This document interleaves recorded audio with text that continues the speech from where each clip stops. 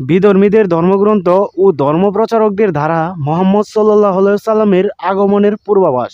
আল্লাহ আখিরি জামানার দুর্বল বান্দাদের হেদায়েতের জন্য সর্বশেষ ও সর্বশ্রেষ্ঠ রাসূল মুহাম্মদ সাল্লাল্লাহু আলাইহি সাল্লামকে দুনিয়ায় পাঠাবেন, এটা তিনি আগে থেকেই নির্ধারণ করে রেখেছিলেন। এজন্য পূর্ববর্তী সকল কিতাবেই তার আবির্ভাবের সুসংবাদ দিয়েছিলেন। হযরত ইব্রাহিম আলাইহিস সালাম ও ইসমাঈল আলাইহিস সালাম দুজন মিলে পবিত্র কাবাগার নির্মাণের কাজ শেষ করার পর তারা আল্লাহর কাছে দোয়া করেছিলেন, হে আল্লাহ, আমাদের আওলাদ থেকে একজন নবী এ স্থানে প্রেরণ করুন, যিনি তাদেরকে আপনার আয়াতসমূহ পাঠ করে শোনাবেন, তাদেরকে কিতাব ও হিকমত শিক্ষা দিবেন এবং তাদেরকে পবিত্র করে দিবেন।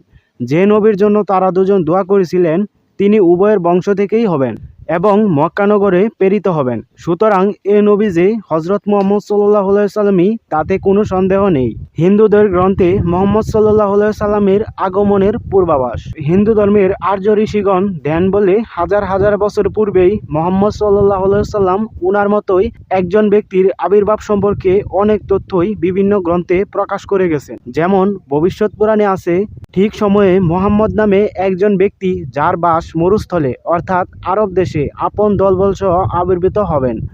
অল্প নিষেধ আছে, হে মানুষেরা মনোযোগ দিয়ে শোনো, প্রশংসিত জন লোকজনের মাঝ থেকেই আবির্ভূত হবেন। এখানে আমাদের প্রিয় নবী হযরত মুহাম্মদ সাল্লাল্লাহু আলাইহি সাল্লামের কথাই বলা হয়েছে, কারণ মুহাম্মদ শব্দের অর্থই প্রশংসিত জন। যদি গৌতম বুদ্ধের কথা বলা হয় তাহলে তাদের গ্রন্থেও রাসূলুল্লাহ সাল্লাল্লাহু আলাইহি সাল্লামের কথা উল্লেখ আছে। বুদ্ধদের গ্রন্থ দীঘা নিকেকায় উল্লেখ আছে, মানুষ যখন গৌতম বুদ্ধের কথা ভুলে যাবে তখন আরেকজন বুদ্ধ আসবেন, যার নাম হবে মৈত্রেয়। বুদ্ধের শিষ্য আনন্দ তাকে জিজ্ঞেস করলো, আপনার মৃত্যুর পর কে আমাদের উপদেশ দান করবে?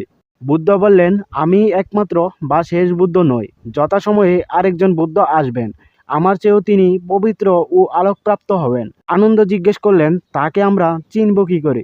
বুদ্ধ বললেন, তার নাম হবে মৈত্রেয়। মৈত্রেয় শব্দের অর্থ শান্তি ও করুণার বুদ্ধ। হযরত মুহাম্মদ সাল্লাল্লাহু আলাইহি সাল্লামই সেই শান্তি ও করুণার বুদ্ধ, কেননা তার সম্পর্কেই কোরআনে বলা হয়েছে, তিনি রাহমাতুল আলামিন, অর্থাৎ সমগ্র বিশ্বের জন্য করুণা ও রহমত স্বরূপ। যদি ইহুদি ও খ্রিস্টানদের কথা বলা হয় তবে তাদের গ্রন্থেও বিশ্বনবী রাসূলুল্লাহ সাল্লাল্লাহু আলাইহি সাল্লামের কথা উল্লেখ আছে, কিন্তু তিনি পৃথিবীতে আগমনের পর তাকে ইহুদিরা অস্বীকার করে।